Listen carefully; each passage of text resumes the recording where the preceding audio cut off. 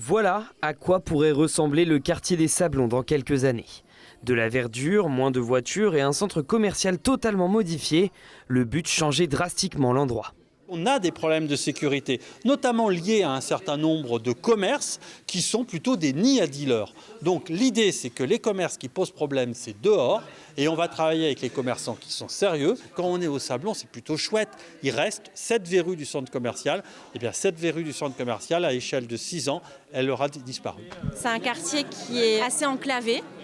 Vraiment recentré sur lui-même et pas du tout ouvert sur les atouts qu'il possède. Dans le projet, ce qu'on a essayé d'apporter, c'est se baser sur les éléments qui sont présents et qui sont parfois peu visibles et s'appuyer dessus pour conforter et refaire la mutation du futur quartier. Les lieux vont changer, par exemple l'ancienne poste brûlée pendant les émeutes en 2023 va être rasée.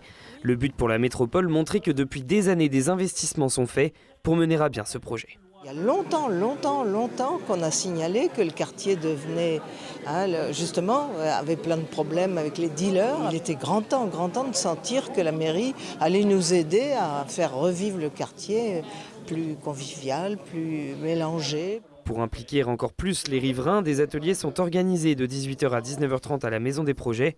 Le premier a lieu ce mercredi. Les ateliers, justement, font partie des concertations obligatoires dans le cadre de ces projets. Et justement pour que les habitants, les usagers s'expriment sur le projet. Un projet qui devrait coûter à la métropole entre 40 et 50 millions d'euros.